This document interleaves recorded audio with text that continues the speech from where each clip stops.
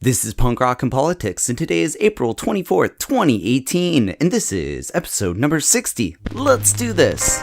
These days are strange, it's true. I would bomb the shit out of them. If you think that punk rock doesn't mix with politics, you're wrong.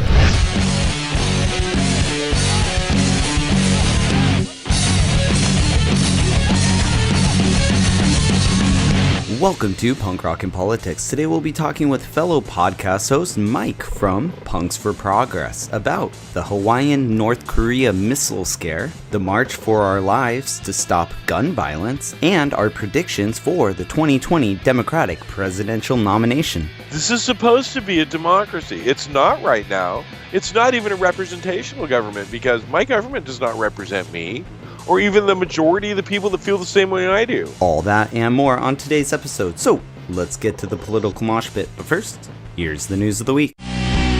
Here's what's making news.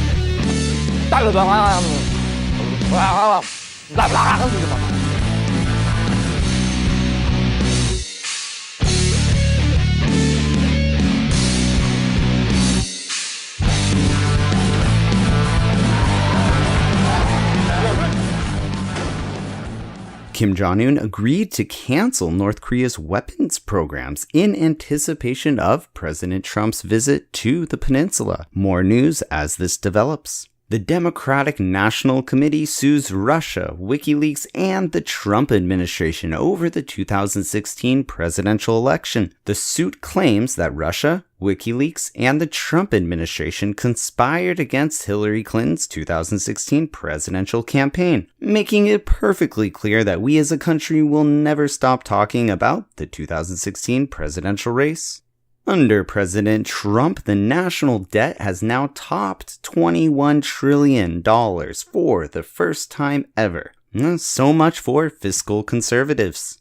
Former Lady Barbara Bush has passed away, and former President George H.W. Bush is now in intensive care due to an infection. We wish him all the luck in a speedy recovery.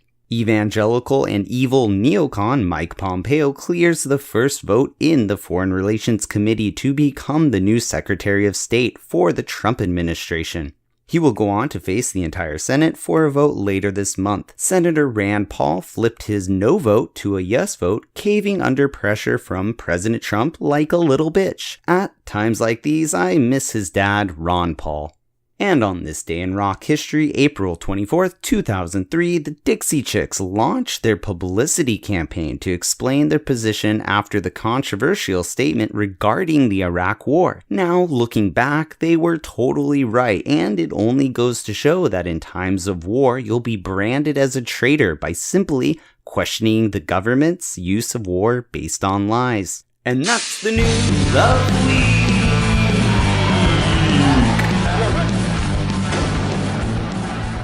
What is up, my fellow political junkies? And as you may know, here on the Punk Rock and Politics podcast, we're all about getting conversations going on at political and social issues, as well as promoting great underground music. And that's why when I discovered another fellow podcast called Punks for Progress, it blew my mind because their podcast has essentially the same mission. Mike and his nephew, Reverend Aaron, feature bands and talk about politics as they do a weekly podcast called The What the Fuck Report. And once I discovered their podcast, I knew I had to have them on our podcast to get some conversation going. And in typical podcasting host fashion, Mike from Punks for Progress and I had a lot to talk about, and the conversation got a little heated and long-winded, but it was amazing to talk with someone who I personally agree with on a lot of issues, but we were still able to hash out some differences. It's always great to talk with fellow podcasting hosts because there's never a dull moment, and that's putting it mildly. So I was honored to have Mike from Punks for Progress to stop by the political mosh pit and share some of his ideas and opinions. But before we get to the interview, let's get down with some Hawaiian punk rock. Here's Bomb Me Baby by Step on the People.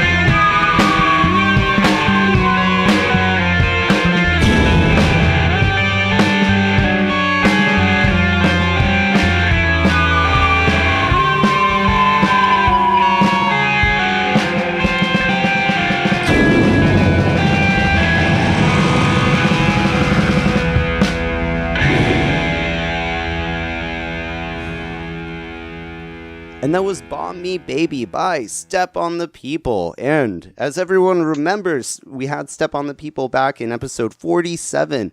And they were a Hawaiian-based band. Pretty awesome. And I actually have the honor today to have Mike from Punks for Progress podcast to join us. And he is also from Hawaii. So what's up, Mike? Hey, how's it? Hey, good. How are you? How's it going, man? Oh, how are you doing, Mike? Good, dude. Yeah, I was just, we were talking a little bit before the interview about how this band, they're from Hawaii. You've been out in Hawaii for a little bit and kind of trying to get acclimated into the punk scene, huh? Yeah, in the little city I live in, not a whole lot of punk rock around here. I'm sure there's some more closer to Honolulu, but I'm on the North Shore, and pretty much the only thing out here are waves. So I'm going to have to create some punk rock around here somewhere, I think. But I know that there's bands that play. My roommate is into the scene, and you know, so he was kind of hoping that once I got here, we could find some decent music that we could go find, you know, some live music somewhere. Yeah. So. And you do a podcast and everything. It's called Punks for Progress. And actually, so tell us more about that really quick. Yeah, I do. It's my nephew and myself, and we would get on the phone and we'd have these huge, long, 2-hour conversations about politics and what's going on in politics, and we rant and rave. And he says to me one day, it's like, we should record this and like do a podcast. And I just laughed. And now here we are. We've been doing it for over a year and a half, and to interview some great bands. We had wonderful interview with Tony from the Adolescents. We got to interview the Dolly Rots. And we just did an interview with Charlie from the Dirty Cakes band out of LA. So, and then, we've done, we obviously we talk about politics. We started this right, during the election season. So that was the main topic. And then after the election, we were pretty blown away. So now it's me and my nephew, Reverend Aaron, and we're all about fighting the fascists and, driving out this fascist regime and letting people know and trying to get the word out that, what's up, and, as well as punk rock. Yeah. And, punk rock's always been kind of involved in this anyways, I mean, I'm kind of old, so I'm a little bit older, kind of old school. I came out of the 80s. So, Fresh Fruit for Rotting Vegetables was one of the first albums I had. And it was just riddled with Jello Biafra's political point of view. Oh, geez. Yeah, man. Like, Jello Biafra is just in the dead companies. And then even later with his spoken word stuff, and now his solo stuff, he always has so much knowledge, man. I love listening to him. Well, and he's done some other stuff. He's gotten together with some other bands, and he's definitely, ever since, Trump's come in, I mean, you've seen him on the internet with his Nazi Trump fuck off t-shirt. Yes. So, I mean, he's out there, he's doing his thing still, and he's doing it with other bands. Now, he's not doing it with Dead Kennedys, there's a rift between them. Yes. But that's about, but Dead Kennedys tour without him. That's so weird. Yeah, it's so weird. For some reasons. Yeah, there's something going on there. But Jello's out there doing his thing, and then really, of course, weird. Henry Rollins is out there doing stuff. Yeah, and he's kind of political, but he's more kind of like doing a social type thing, which I love his spoken word also, Henry Rollins. But it's really interesting comparing Jello Biafra to Johnny Rotten of the Sex Pistols, because I've watched a few interviews with him on the BBC, and he's kind of saying like, with Brexit, right? I compare Brexit and Trump. They're pretty much the same thing. It's kind of like a fuck you to the system, a referendum on the system, very nationalistic movement. But Johnny Rotten, he said that he was kind of like, we didn't want Brexit, but we got it, and now we need to do it and make it work. And he was kind of implying the same thing with Trump. So it's kind of interesting how the two schools of punk, one's kind of going, to the old school way, like, fuck you, Trump. The other one's like, well, it's what happens. We need to, just go with it. It's really interesting. Yeah, well, John's out there. Yeah. John's out there in his views, and John still likes to say things to get a rise out of people, just to get a rise out of people. That's what he's done his entire life. He's done his entire career. And he talks long shit out the side of his neck just because he can, and he says whatever he feels like, even if he's spouting complete bullshit. Mm-hmm. So, I mean, it's what he does. I don't take what John says, I take what John says with a grain of salt, basically, and go, okay, right? I mean, Jello knows what he's talking about. He understands politics. You know what I'm saying? Oh yeah, I don't look at Johnny Rotten as like a intellectual luminary or anything like I do. More so as like Jello or Henry. Definitely not. Right. I would definitely. I tell you, if Jello was teaching a class at UC Berkeley, I'd go check it out. Oh, dude, that would be so sick, Professor Biafra. So, like we played earlier, I played the song from Step on the People. They're out there in Hawaii, and actually it was crazy because I was talking to them about the whole North Korean missile situation, because back then, it was a few months ago, I think. It was back in 2017, we were talking about it, and they're like, yeah, it's kind of scary. And then I heard the thing on the news about how the text messages went out. And the first thing that went to my mind was, Sam from the band. I've been in contact with him. I was like, no, I hope everything, man, that must suck. So, dude, you were there. You experienced that, right? How was that? Yes. It was kind of weird, man. I mean, it's like, so I think it was a Sunday morning, and I'm headed over to my buddy's house. We were going to go surfing in the morning, right? And I leave the house, and I get this weird, that weird tone that you hear, like, the test they do every month, right? And I'm like, hey, it's not the first of the month. I'm like, that's weird. I'm like, and it's not raining, so it's not like, a flash flood warning. And I'm like, that'd be trippy if it was like, a bomb warning, like, they were going to, like, North Korea was going to bomb us or something, right? So I'm driving, so I'm not looking at... You thought that? You, thought that? I did. I thought that went through my head. So I'm driving. I'm not looking at my phone, right? And I pull up at my buddy's house, and I look at my phone, and I'm like, what the fuck is this? Like, you got to be kidding me, right? And so I'm like, hey, dude, did you check this out? And he's like, no, I didn't get this. Right? And I'm like, get out of here. He's like, no, I shut my notifications off, so I don't get notifications. And I'm like, okay. And so we got on the internet right away and tried to figure it out. And then we went to Hawaii News Now. They have an app, and I happen to have it on the phone, and I pulled that up. And they immediately knew within 15 minutes that it was an issue, that it was not a problem. It was a false alarm. We knew right away that it was a false okay.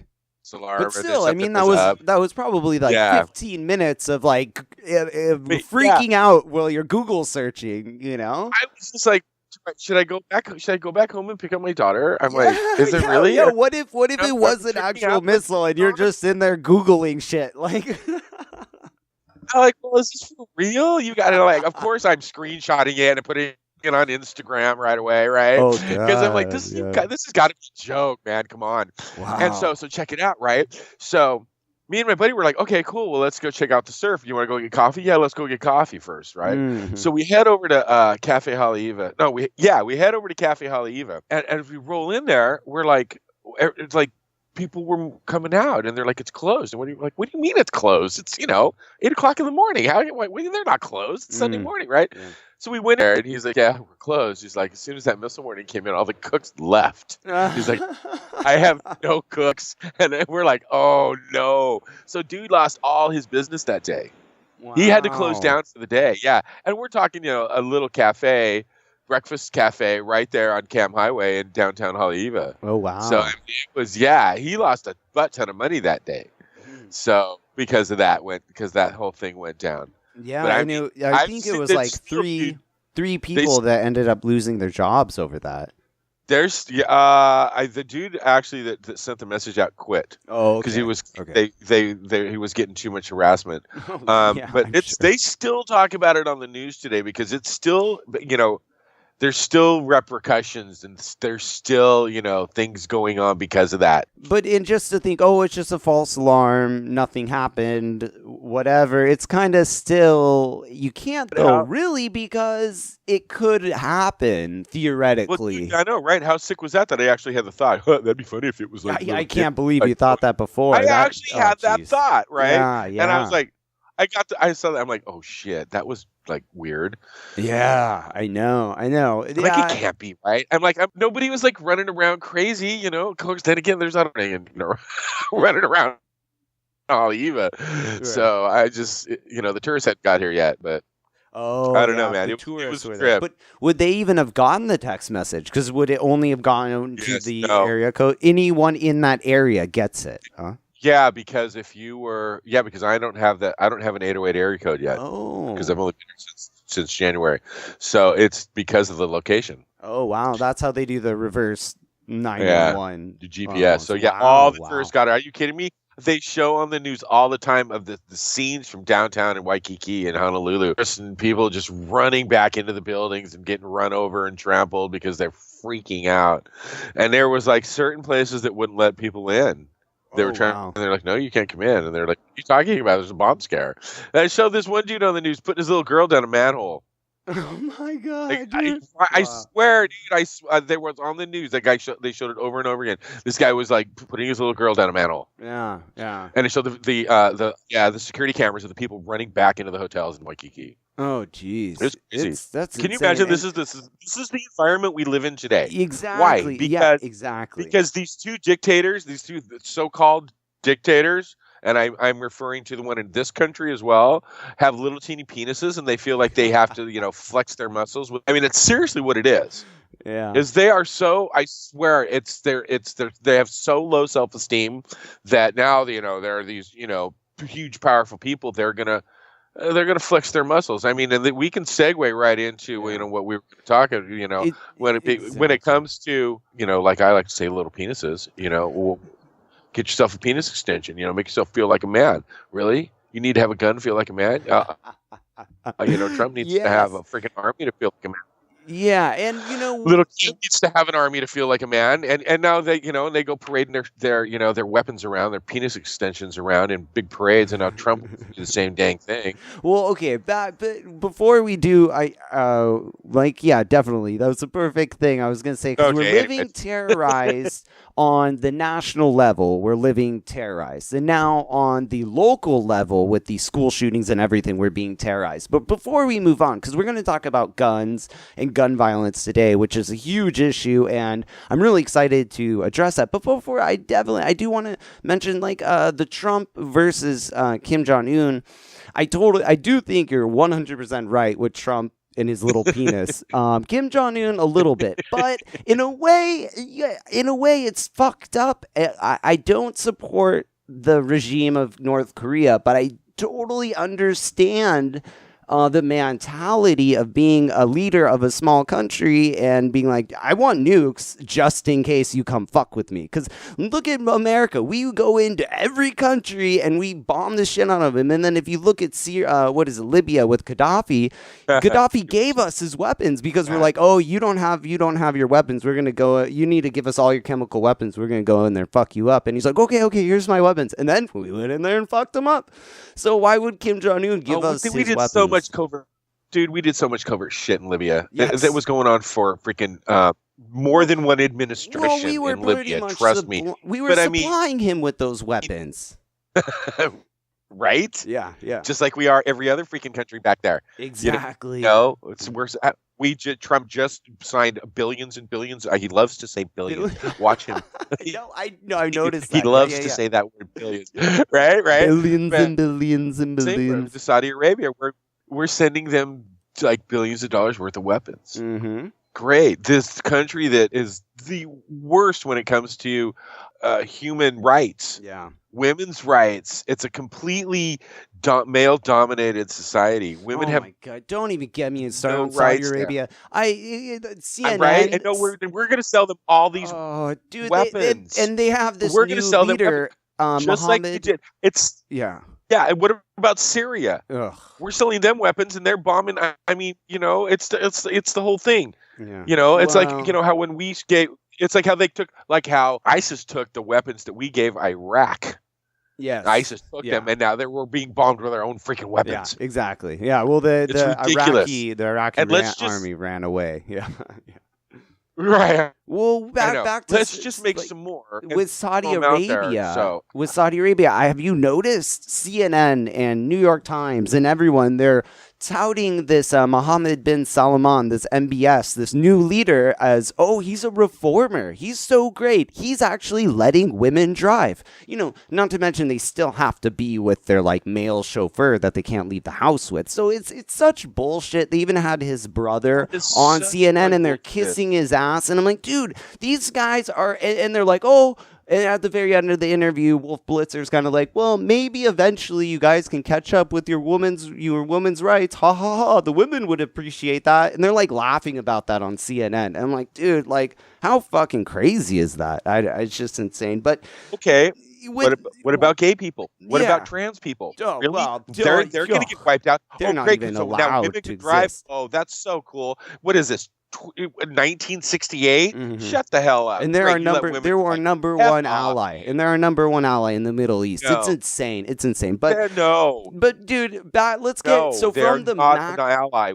Well, quote unquote, they are. But no, I know. They shouldn't be. I agree. Right. You're right. So on the macro level, because they buy our weapons. Well, okay, exactly. So we're spreading our weapons on the macro level throughout the world. Like we just discussed, and then on kind of to the micro level, micro penis with Trump and everything. But in America, we're spreading fear and we're spreading NRA. So we're gonna talk about guns and everything. But right before we talk about guns, we got to check out this song to segue into it. Here's "I Got a Gun" by Downtown. I got an AK from the NRA. I got a 12 gauge and some road rage. I got a 45, try to stay alive. I got a half cock, now it's time to rock.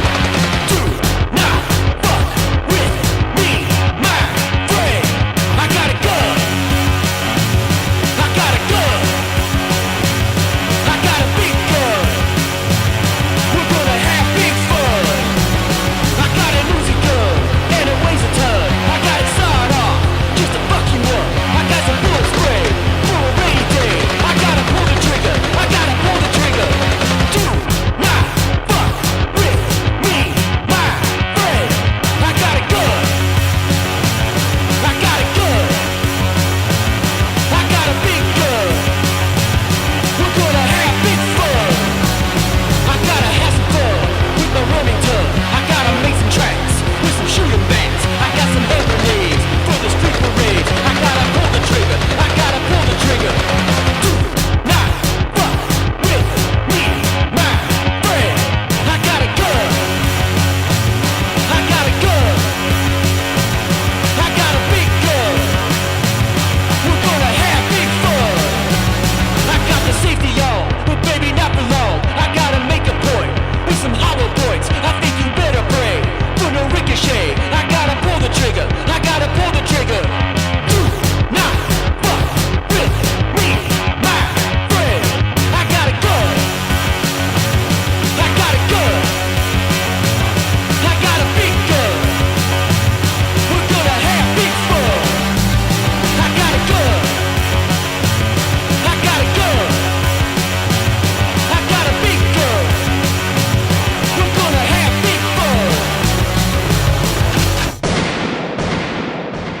And that was Downtown, I Got a Gun. And yeah, dude, Downtown is they're an awesome band from Seattle, and they're just completely outrageous. So I don't take that song totally seriously. I'm pretty sure a lot of it is satirical. So, all right, Mike, let's get to the political mosh pit, man. So, dude, after all of the Parkland school shooting and everything, 17 people were killed at this high school. A lot of these high school kids, they're organizing a march, and this is near and dear to your heart. Yes, my daughter's 16 years old and she attends high school here in Hawaii. And the bottom line is, and my son is in California and he's still in high school, right? So yeah, I have kids in high school. This could happen at any point. Yeah, it is kind of near and dear to me. Fortunately, my daughter wanted to walk out, and so I encouraged her to do that. And here in the state of Hawaii, they said, "Here's the deal: we're going to allow you to walk out. We're totally cool with that. We'll even give you a place to go. You can speak. You can do what you're going to do, and you can assemble there. Okay? If you leave the campus, that's cool too. All right. But if you leave the campus, you get an unexcused absence. If you stay on campus, we're not going to excuse you. There will be nothing. Yeah. If you stay on campus, we're going to let you walk out. We're going to let you do your thing as long as you're back in class by, I think it was 8:30 or something, 10:30, something like that, right? So yeah, I think it was 10:30 because I think they walked out at 10 o'clock. But whatever. Anyway, so as long as they were back in class and everything was cool, and I'm like, that's fine. Walk out then. You can leave campus. I'm cool with that. I don't care about the unexcused absence. Well, she ended up staying on campus, and they had a few speeches, and it was really pretty cool. Yeah. But then she got text messages from her friends in California and sent her pictures of their walkouts. And, the school she attended in California, she got pictures of their walkouts. And, we actually talked about that in our last weekly What the Fuck Report, which is our podcast. That's what we call our podcast, the Punks for Progress Weekly What the Fuck Report. Okay. Nice. Yeah. So, but we addressed that, and we talked about that. And then today was actually March for Our Lives. And unfortunately, I had to work all day. Otherwise, I would have been downtown Honolulu marching for, my child's lives and the lives of all the other children. I read online that there's like 600,000 people or so downtown D.C. It's probably going to go down as one of, if not the largest marches on D.C. There's more people there than the Women's March. That just happened. Well, I believe the Women's March helped organize this, but I saw pictures. I happened to cruise my my Facebook and Instagram after I got home from work tonight, and I saw pictures in Australia, dude, of like this just center just packed out in solidarity with March for Our Lives. Okay, this thing went worldwide, man. Yeah, and I'm so glad. I got home tonight, and my roommate was telling me, he's like, "Did you happen to see what, the speech from Emma Gonzalez today?" I said, "No, man. I've been working all day. I haven't had a chance." And I guess she's got up there and she spoke for a little while and said what she was going to say, and then she stood silent for 5.5 minutes, which is as long as it took that dude to kill those 17 kids. Freaking powerful, man. That's crazy. Freaking powerful. Yeah. Wow. Yeah. So, that's really powerful, especially because you put it in that context where it's showing that. And I don't know what it is that's going on, because the school shootings they've definitely increased over the past recent years and the past decades, and I think the Women's March organizers may have helped, but it was really these Parkland students, these high school students who are coming out and stepping out and talking. Absolutely. And this has never happened before, where the victims have come out and have made a splash. Ever. You know what I mean? Like, no, you're right. And really has never happened. Dude, they're not letting people forget about it. Yeah. That's the thing. Because the NRA keeps hoping that everybody forgets about these things. And then it just goes along until another one pops up. And then people rant and rave on Facebook for 2 weeks, and then it goes away. Yes, these kids aren't letting it go away. Yeah, well, not just that, but like I believe it was after Sandy Hook in Connecticut, they passed looser gun control measures. Or it was another. Oh, it's been ridiculous. Yeah, so a lot of the things, and even since Columbine, I remember watching Columbine. That was ridiculous. That's crazy that we haven't gotten. It's taken this long. Did you see? I want to say it was on the cover of Time magazine. Those kids. Emma Gonzalez was on the cover with her friends in the background, and it was freaking powerful. They're standing there, and they're like, "Yeah." Mm-hmm. They're not letting this go. This is awesome. This is so incredible. I'm so stoked that these kids are going to be the ones taking care of me when I get older. I have a lot of faith. They're the ones that are going to be running this shit. Oh yeah. I have a lot of faith in the younger generation, the generation after the millennials. I think it's like Generation Z or something. There's not. Someone will think of a catchy little title for them. Maybe they'll be called like the badass activist generation or something. But they're definitely out there. But with guns, it's such a triggering issue, kind of like religion, or like abortion. It really, really gets people fired up, and I've noticed usually with guns, people are either very pro-gun or they're very anti-gun. And I was raised here in Southern California. The only time I ever really shot guns, I would go up to Idaho, shoot guns with my grandpa out in the forest. And I didn't really get associated into the gun culture until I moved out to Arizona. And I lived out in Arizona for about 7 years. And everyone out there has a gun. They're always packing. They usually have like two guns on them, not just in their belt, but in their pants. And I'm usually like, are you really this insecure? You don't need this. Why do you need this gun? At first, scary, dude. It was scary. But after living there for 7 years, there was no accidents. It wasn't like the guns were creating any more problem than were happening here in Southern California. So it really, really changed my mind state on guns and gun safety. So I think I'm very, very, very liberal on everything. But with guns, I think the liberal and the left really need to explain to the right, we don't want to take away all the guns. Because that's what they fear. Doesn't matter. But that's what they fear. Not gonna. They don't hear you. Yeah, Obama was going to take them away. Remember? No, he didn't do anything with your guns. No. I mean, okay. And here's what they say. Well, it was under Obama when everybody started getting assault weapons and stuff. Yeah, it was. You know why? Because Bush was the one that deregulated it. Yeah. He's the one that got rid of the Republican Jesus, also known as Ronald Reagan's his assault weapons ban. Yeah. Up until that, the freaking Republican put that in. Remember that, guys? No, it's gone so far right now. I'm gonna do kind of a devil's advocate argument, because I did see online, and I'm like, it's kind of an all right argument.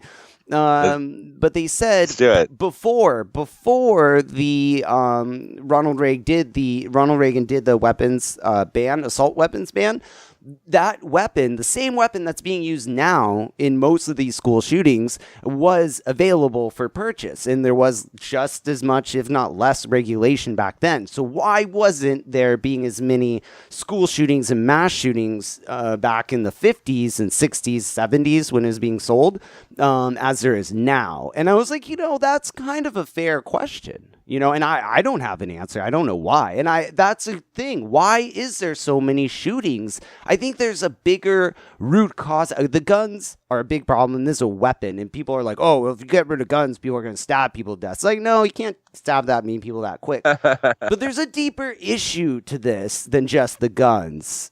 No, there's not, bro. No, you don't think not. So? It's just the guns. No, I absolutely. Okay, there's been teenage angst in schools, in high school, since the 50s, since the 60s, and in the 70s.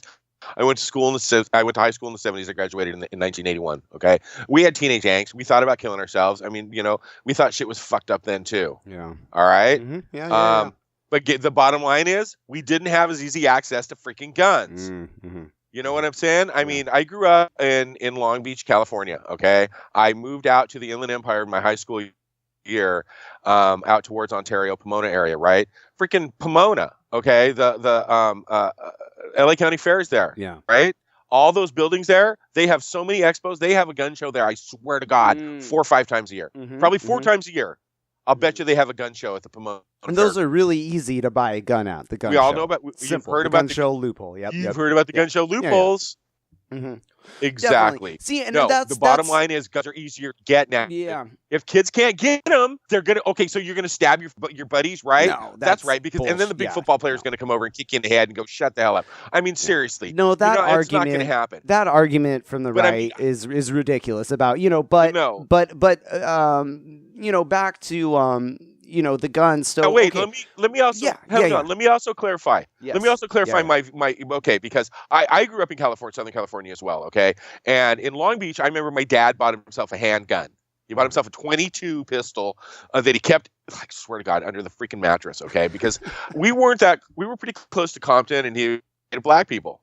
Oh, anyways, so he and there were break-ins and stuff around the house, so he bought himself a gun for protection. Okay, I don't think he ever freaking used it. I think he used it one time when he tripped and fell and broke the dog's back, and he had to shoot the dog in the backyard. And I'm like, oh my God, I can't believe my dad shot the dog in the backyard.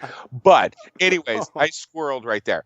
But we never used it for protection, but I guess that made him feel more safe, made my mom feel more safe, probably, I guess. My dad wasn't a big man, probably wouldn't have beat somebody up if he walked to the door or whatever, you know what I'm saying? So I get that, but I did not grow up around guns. I had a BB gun, I think, one time, and I would go out, plunking little, trying to shoot dead birds, and I realized that was kind of sucks, man. It's fucked up. So I quit doing that too, right? But I also explain this, all right? I understand the need for a gun sometimes. When you live in, like, let's just say upstate California, rural California, right, where there's not a police station for quite a number of miles. We don't have a police station here on the North Shore. Yeah. Our closest one's like 20 minutes away in Wahiwa. Now, if 5-0 runs around here every once in a while, but there's only like 5 cops that patrol the whole of North Shore. So I'm just, you know what I'm saying? So I can understand people who might want, if you have some wolves, might need or if you have like a lot of property and you have wolves or something that's coming in and trying to eat your dogs, you could. But I think, okay, good. I'm glad you kind of went into this because there's a lot of right wing and Republican libertarian people who listen to the show, and I think that's awesome. You know, all types of listeners listen, and I don't really want to just beat the liberal drum, progressive drum, because that's where we are. I want to kind of, as liberals, I want to reach out to our conservative our friends, our fellow Americans, and so we need to talk about compromise. You know, so we were just saying these are instances where people definitely should have a gun. If you have a small handgun for protection in your house, well, I'm not. No, so I cannot tell you, bro. I can't tell you honestly that I've ever heard any liberal ever say to me, "Let's take away all the guns." Thank you. Okay. Yeah. No, I have never heard that. Now I have heard it from the right saying that the left wants to take away all your guns. Yeah. But I've never heard it from the left. But the left never says, but here's the thing. The left never says, we don't want to take away all your guns. The left never says that, though, you know, which is like, I think the left needs to say that more because, like, people on the right, they listen to fuckers like Rush Limbaugh and Sean Hannity. And like you said, they hear them saying, Obama's going to go away your guns. The liberals want to take away your guns. So I think the left needs to say, dude, we do not want to take away your guns. We just want to make them regulated and fix it so there's no loopholes or this easy access. Oh, and see, okay, I mean, first of all, I've heard the liberals beating that drum, okay? I've heard them say that more than once. We don't want to take away your freaking guns. Yeah. All right? You know what I want to see? And I'm going to go probably a little farther left than most liberals that I know, okay? But they should be regulated like freaking cars. Yeah. You need to pay registration on them. You need to prove you can freaking handle the thing. Bottom line is, they're not like every tool in the shed. It's a killing machine. It's either going to kill an animal or it's going to kill a person. Assault weapons are made to kill a lot of people really fast. Bottom line, they're not made to kill deer. They're not made to shoot birds in the backyard. Exactly. Okay. They're made to kill a lot of people fast, and a civilian should have no right to own one, in my opinion. Yeah. Okay. Now, you want to own a shotgun to kill the bear that's coming in your backyard and eating your food, might kill your family? No problem with that. I totally get that. But you got to prove to me you can use that freaking shotgun. You're not going to shoot yourself in the foot or shoot your family. You need to pay for it. It needs to be registered. Okay, and licensed. You need to be licensed. I don't think that's that registered. You need to pay to keep up on it. No, I mean, well, I don't know about paying to keep up with it. I think as long as if you when you get it, you register it, so the government or whatever knows that you have it, and if you sell it, you have like a deed on it, like a car. So you know, if you sell it, you need it's not that crazy. I don't think.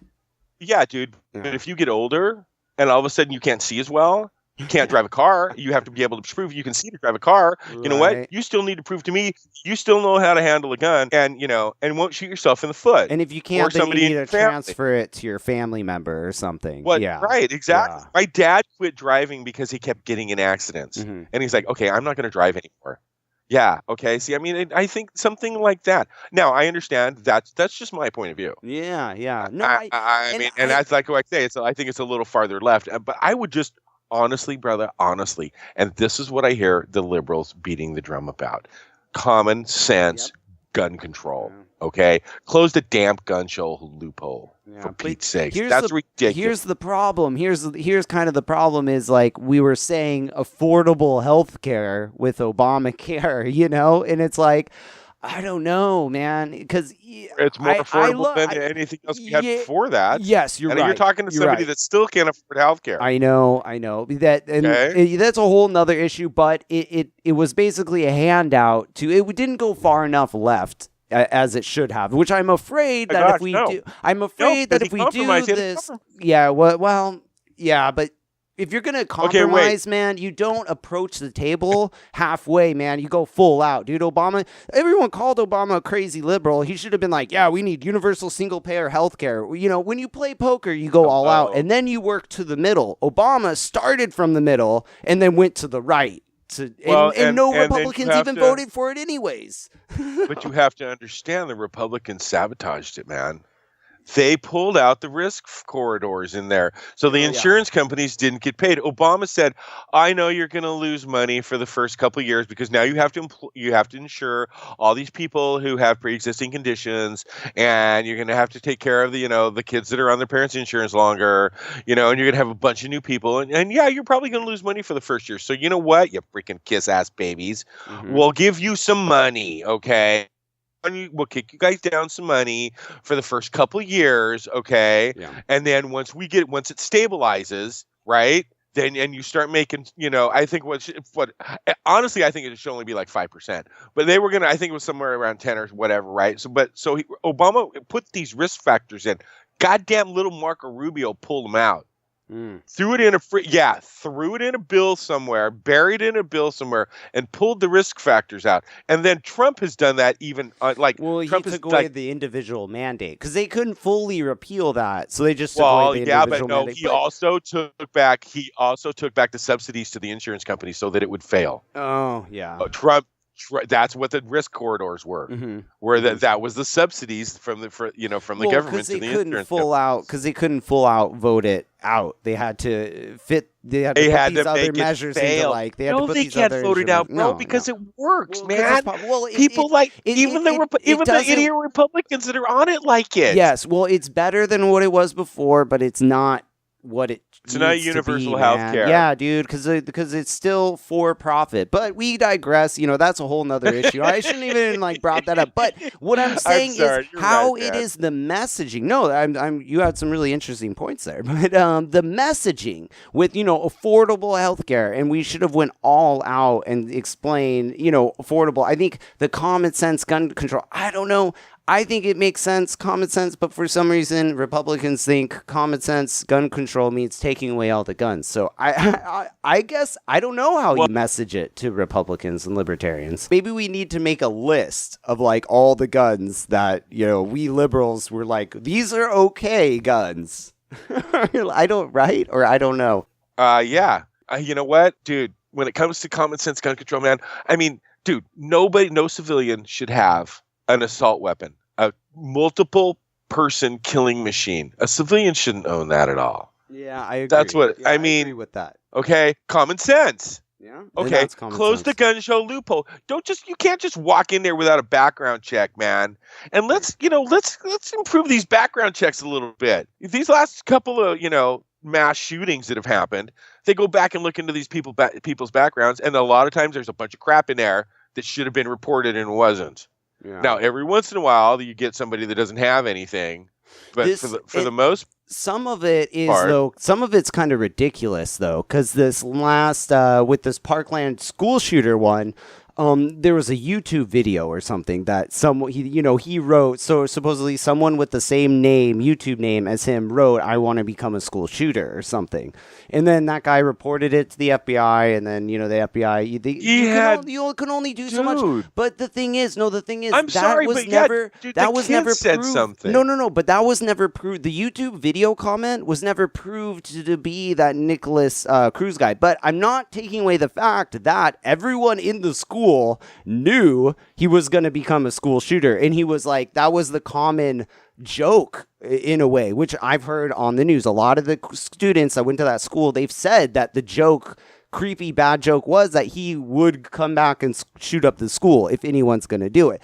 But what I'm saying is, right, the class news, clown, he'd be most likely to shoot up a school. Yeah, that was the saying about him, which that is a big deal. But this whole YouTube comment, so people are saying, I remember that. Oh, but it used a K in his name, just like he spelled his name with a K. So that's kind of where they were trying to tie it to him. Yeah, but we don't know. I know. And the fact the news is just saying, and everyone's just saying he did that, and the FBI was alerted to him, and blah blah blah. It's like, dude. The FBI wasn't alerted to him because you didn't track his IP address or anything. So stuff like that, it's kind of like telephone where, the news will say something and then it gets distorted. So back to the overall gun issue and everything, will anything happen? Because we're saying even when Democrats had power and when Sandy Hook happened, Obama was in office and they still weren't passing gun control. So now Trump's in office. Dude, You're not comparing apples to oranges here. They're on the same freaking team, man. Okay, I mean, Obama caved to the NRA. Oh. Trump's. I mean, to put it blatantly, sucking their dick. Yeah. Well, yeah. All right. Mm-hmm. Now, I mean, you want to get somebody in there that's going to do something about it? I don't know. The bottom line is, if these politicians that are in office right now don't do something about it, these kids are going to vote them out. Mm-hmm. These kids are going to be 18, and there's a hell of a lot more of them. You saw? We were just talking about how many people marched right now. Oh yeah. Well, there's going to be change, and they're freaking scared, and the NRA is scared right now. I hope so. I hope so. The millennial voting block in 2018, or I think it's 2018, is going to be larger than the baby boomer voter block for the first time in history. And the baby boomer, I heard that too. The baby boomers have always been the largest voting block. So if the millennials show up, and then in 6 and 8 years from then, if the Generation Z, once they because a lot of times, even if you could still vote if you're 17, as long as if you're going to be 18 by the day. So, and I've heard a lot of crazy things about what about lowering the voting age to 16? Because, a lot of these kids, they're 16, 17, 18, and man, I thought I was far ahead of the curve, but they're saying crazy shit that I was like, damn, I just caught on to that like a decade ago. Like, how the hell do they know that now? I know, right? I was too busy getting baked in high school to pay attention in my civics class like I should have, right? I had to figure this stuff out way later, right? Punk rock music helped me figure this shit out. Yeah. What is Jello talking about? Oh, Pol Pot, what is that? Right? And so I had to look this stuff up. Yeah. Didn't have Google back then. That made it a lot harder. So yeah. I don't know about lowering the voting age. You know what? It's simple, dude. I think 18 is a good age. I think that's a good age to do it. Let's make it a freaking national holiday. Yeah, quit taking away our voting right. Yeah. Because you know why? Because when people don't vote, Republicans win, man. Yeah. Okay. Now, I mean, you got to keep your eye on the Democrats though, because there's a lot of freaking corporate Democrats out there that aren't going to do anything. And you've got one in your state, Feinstein. Oh, yeah. Well, and even Kamala Harris, I have a lot of problems with her because she is very pro NSA and very pro Patriot Act. And I'm, Good job, man. Good job. Yeah. Right? So if she's going to run in 2020, and she's like the neoliberal darling right now.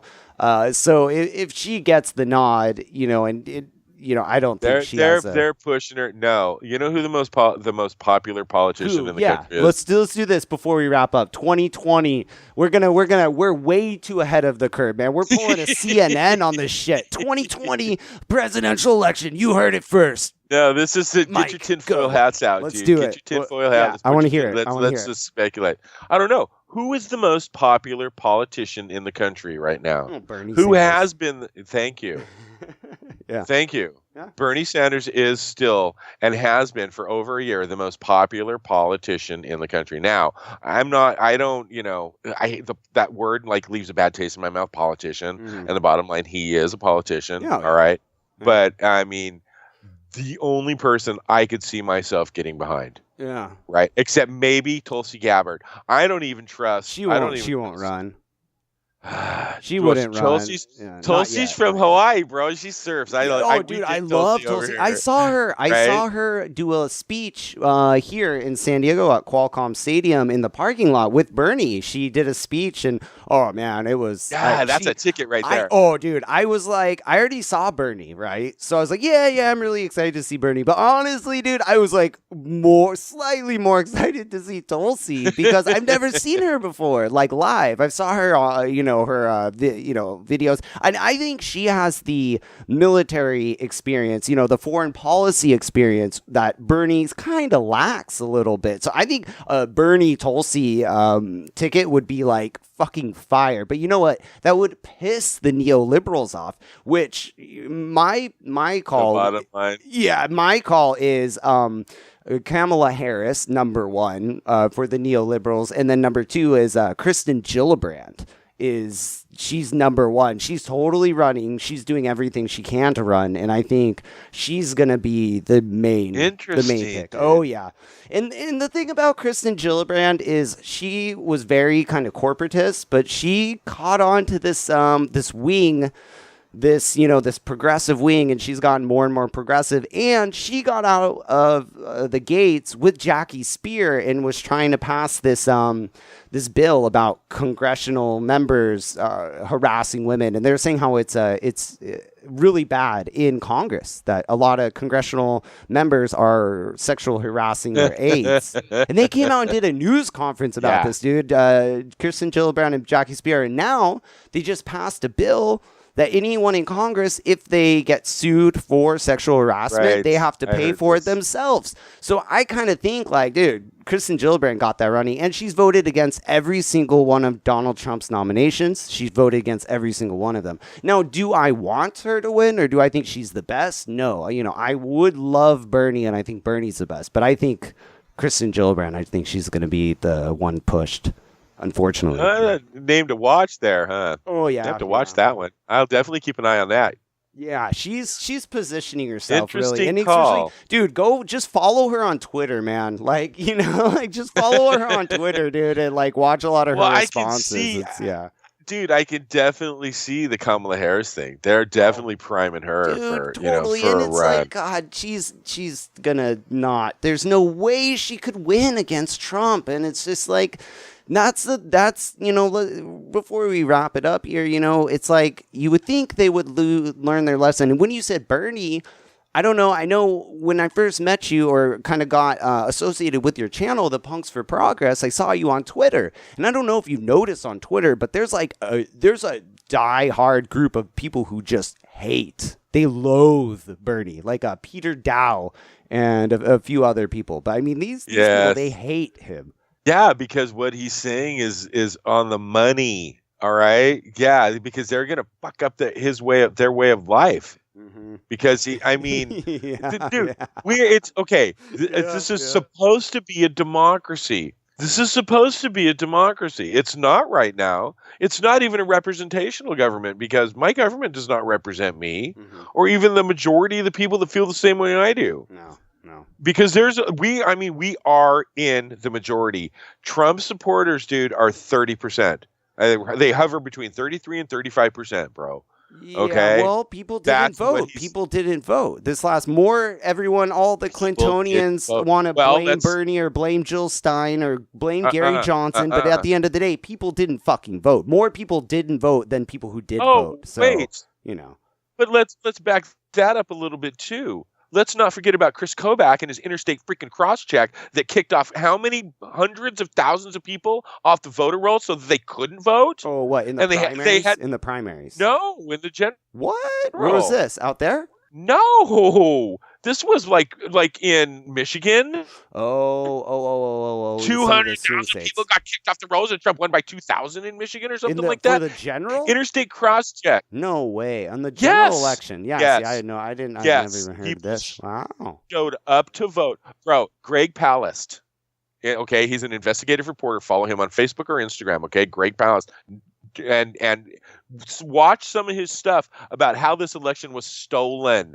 They kicked off 200,000 people. I swear to God, I want to say it's in Michigan, okay, where Trump won only by 2,000. Yeah. And most of them because they had the same last names, but not it was like Gary C. Johnson and Gary F. Johnson. Well, they're the same names. Kick them off. Or you know what it was? You know what it was more what it was, bro? It was Jose Alvarez. Right. Okay. Or Juan Gonzalez, but it was like Juan Jose or you know what I mean? Because they all named their kids the first name anyways, right? But I mean, so they all had different middle names. Yeah. But and then you get there to vote, and then your name's not on there. And so they're like, oh, you can vote provisional. And exactly. And that doesn't count. Yeah. Wow. They don't even count those. See, because so I no. knew a lot of this happened during the primary in Brooklyn, in New York, and then in Right. Arizona. In Arizona, Yes, it I totally remember happened. that too. So a lot of that happened in the primary, and that was reported kind of. But I had no idea that happened in the general. And why the fuck no. aren't they reporting on this instead of the whole Russian hacking and the Russian memes and shit and these like Russian I don't know. bots? That's a really good question, like right? seriously, because that seems I'm like a telling you, bigger deal. Go Yeah. watch Greg Palast, dude. Wow. Go check him out. He's done a lot of stuff on this. He's got a whole freaking video. It's on Netflix, I swear. It's like a half an hour, maybe an hour video of this whole thing about how he's broke it down. The dude knows what he's talking about. Yes, Chris Kobach, I want to say. Yeah. I may be pronouncing that wrong. He's the one that was in charge. After this freaking interstate cross-check bullshit that kicked all these people off, Trump brings him in, and in his new, remember he had that he formed a new thing, a new committee or something, and put that dude in charge of it. And it was the voter, like he was going to go the election fraud. Yeah. Okay, so he put that dude in front of it to go investigate the election to fraud go thing, investigate right? his own thing. And yeah, they were going to come up with this whole, the election integrity committee, maybe something like that. I think it might have been called. Okay. Oh, geez. Yeah, so they're going to put this guy in so that they can do the same freaking thing in the next election. Hello. Wow. Oh, yeah. See, I don't know. They have to, bro. Wow. They have to. That's they have crazy. to. Because I'm gonna have to internet is go not look that up. popular. Well, and that's the thing, I know a lot of people, and I've talked to a lot of people who they did vote for Trump, and it makes sense why they did, and I try to understand and try to like get into their mind and kind of understand it in a way, but if shit like that happened, dude, that's not Put yourself out, man. Yeah. Well, dude, the Russian bot thing, I that's crazy, but this is actual news. That was another level. That's that's another news level. man. And then it Wow. was like you also said, bro, a lot of people didn't vote. Yep. I talk to people and it's like, well, why didn't you vote? Well, then you know what? You need to shut up. Yeah. Because you don't get to say anything now. You didn't vote. You're part of the problem, and now I don't really want to talk to you. Yeah. I think people didn't realize how bad it would really that's get part of under it. Trump, and and also Hillary Clinton didn't inspire people, so it was kind of a little bit of both. Oh my God, no. Yeah. And I was afraid she was a war hawk, and now we have John Bolton. Oh no, dude! All I have been doing on Facebook and Twitter is posting how evil John Bolton is. Okay, we got to wrap this shit up, but dude, everyone, fucking, if you don't know Sorry, John man. Bolton, dude, look up Project for a New American Century, like the Iraq War. John Bolton was the ambassador to the UN, talking about how he need to abolish the UN. I mean, this guy is fucking insane. He was writing about how we need to bomb Iran back in 2000, 2006, 2008. It's like, dude, Iraq War is failing, and you want to go and bomb Iran? Like, fuck you, dude. Like, yeah, John Bolton. And the thing, dude, Trump said he wanted to drain the swamp, and he was really saying he didn't want neocons. He was calling out George Bush for the Iraq War, which I thought was kind of fucking awesome. In the Republican debates, the only person who does that is Rand Paul and Ron Paul, who and Trump did it. And now he's surrounding himself with these people. It's like, of course, it's asshole. a game. Yeah, it's dude. a complete game. Anyone That's fell for exactly shit. What it was. I think a lot Drain of people the swamp, my ass. It was fill the swamp up with some more alligators. Throw in a few snakes and crocodiles while you're at it. Exactly. Well, Mike, dude, I had a great conversation, man. And if I did people too, want, man. Thanks. yeah, dude, if people want to check out more of you and your nephew's podcast, Punks for Progress, Punks for Progress. Yeah, how are they gonna find you online, man? We are on YouTube. We put up what's called the weekly What the Fuck report that we do, and we talk about politics, and we play videos and punk rock music and so forth. Check out, we have a bunch of different, I want to say channels, but a bunch of different things you can look at over there. Aaron puts up, Reverend Aaron, my nephew, he puts up a bunch of videos there.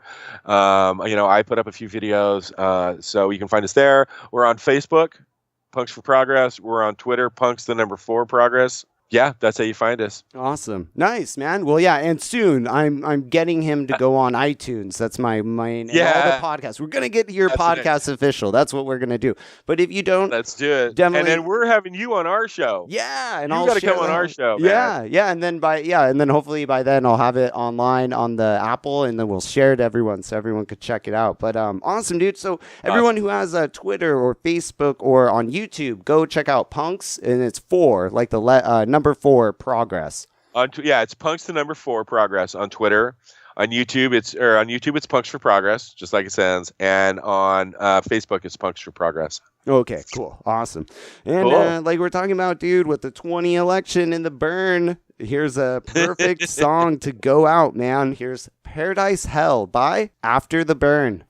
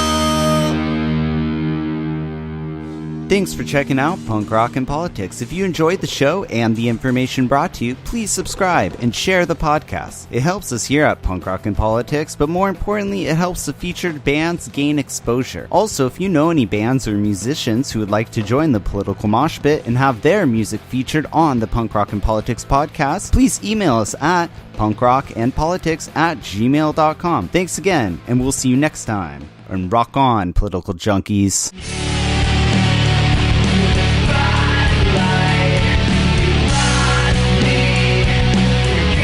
I think our society is run by insane people for insane objectives. Doing a better job of talking to each other. The left hand now knows what the right hand is doing.